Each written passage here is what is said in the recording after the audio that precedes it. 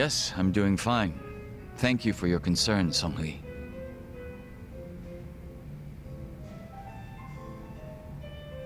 Yo, what'd she say?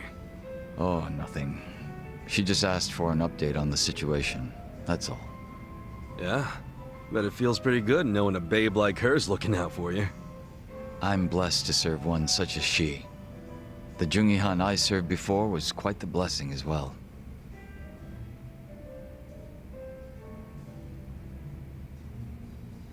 If I'm to talk about Jungi-Han, I'll need to provide some backstory. Cool with me. I got plenty of time. Ha! Then I hope you're prepared to sit for a while. Sure, I'm all ears. My father was one of the stray Jingwon Mafia I mentioned earlier.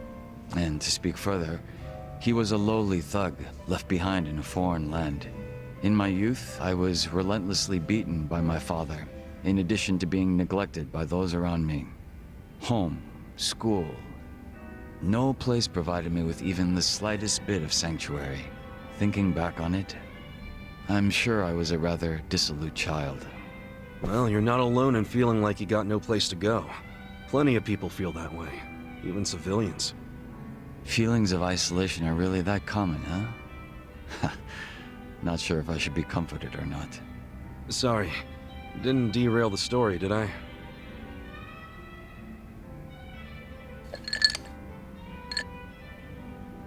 The real Jungi-Han had also been raised in a poor and neglected environment like me. But rumors of his strength, intelligence, and ambition started to swirl. And as the men from my father's generation grew older, Jungi-Han started gaining more and more power.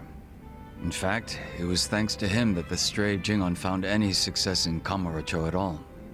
While the Tojo clan was being choked by anti-violence laws, the Jingon Mafia were steadily gaining a sense of existence. Sounds like he must have been pretty cool. Yes, but my father, who underestimated him as some young greenhorn, failed to prove his worth and was left trying to catch up. A staunch alcoholic, he used what drunken wit he had to try to get close to the young leader. So, eventually he worked out a plan. He would mold his own son's face, set him up as a body double, and offer him as tribute. What? I was drugged by my father, and this was done to me while I slept. No way. He did all that just to impress the boss? When he was presented with a body double, even the real Jungi-Han could only force a smile. But he saw what had gone into my face, and he respected the effort. So he said it was a fair offer, and took me under his wing. And what's your father doing now? He's long since passed away. His health was already in steady decline, and for what it's worth, I'm sure he wasn't opposed to dying at the bottom of a bottle. That's a shame. Guess you two weren't super close then.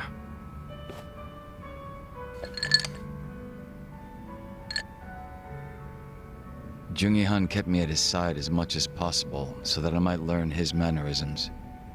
Strangely enough, it was the only place that finally felt like home. I was very much his servant, and he was very much my master. But in spite of that, we shared a lot of laughs in the long time we spent together. A lot of drinks as well. And though I was his double, it would be rude of me to say that we came to resemble twins.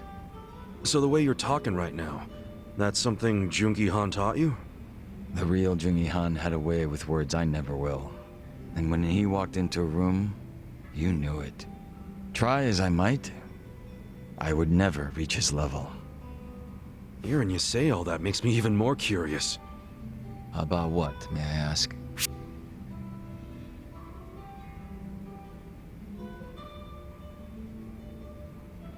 I'm pretty curious how you managed to totally imitate this guy. Oh? Changing your face is one thing, but to be able to be just like the guy means you're, like, a master impersonator or some shit. Unfortunately, it's far more than impersonation. It's a lifestyle, which requires one to change on the inside as well. Well, Sorry for asking about something so stupid then. Not at all. It's been a long time since I've laughed like this.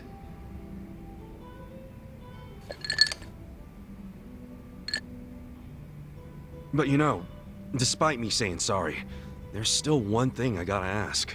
And that is? Isn't it about time you told me your real name? Ah. Still a no, huh? Ha. Just a little taken aback is all. I have no problem telling you.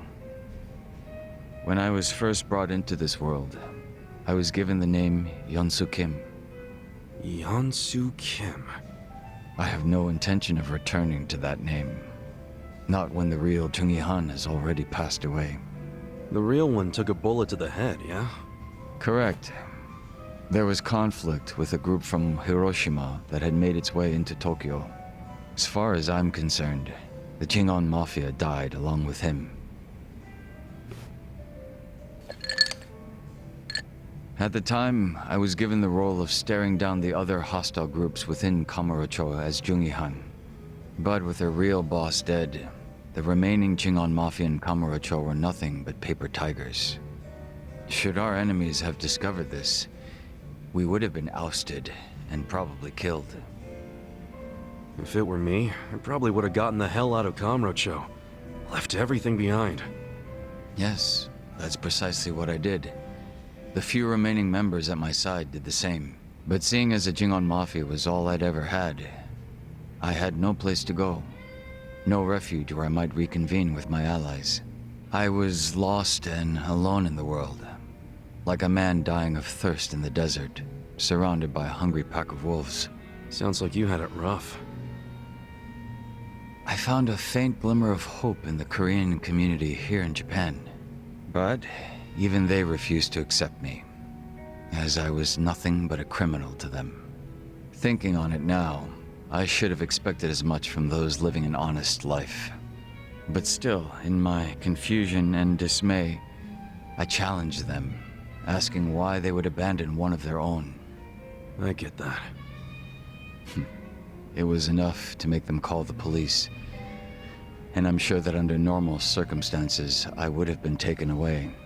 However... Huh? Come on, man. Don't just leave me hanging. The police officers were imposters. And instead of being incarcerated, I was brought to my new home, Yokohama Ijincho. So those fake officers, were they? Members of the Komijul, sent to retain me under the orders of Samui. It turned out that the Komijul was a place that many former Jingon members had drifted to. Those that distanced themselves from Kamurocho slowly but surely found their way there. Oh yeah. Songhui did mention something about the Komijul having roots in the Jingon Mafia. Indeed. Komijul is essentially a safe haven for refugees. That's why they tend to keep quiet and remain exceedingly closed off. For many years, they spied on the Jingon Mafia in Kamurocho from a distance, keeping close watch on their movements. I was fortunately saved by the hand that the Komijul had extended to me. Moreover, Songhui told me what had happened to the real Jungi Han. That he had been shot in the head by an assassin hired by the Hiroshima Yakuza, taken by surprise from the shadows. An assassin? So what'd you guys do? You kill him? No. By the time I'd learned of his existence, he was already dead. I wasn't even given the chance for revenge. I spent many of the following days in despair. But even though I was in such a hollow state, Songhui patiently waited for my recovery. She was more like family to me than my abusive father could have ever hoped to be. A sister to replace the brother I had found in Jungi Han. Frankly, nothing would hurt me more than to betray her expectations and disappoint her. And Kasuga-san, as for you and me... I'm wondering what sort of boss you will be. I'm looking forward to seeing what you can do. I don't remember ever becoming your boss. Right now, I think drinking buddy is a better term, don't you? I see. Then I will do my best to live up to that title.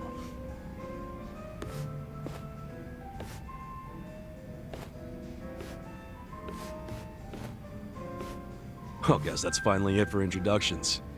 He sure is shy, that young Soo Kim.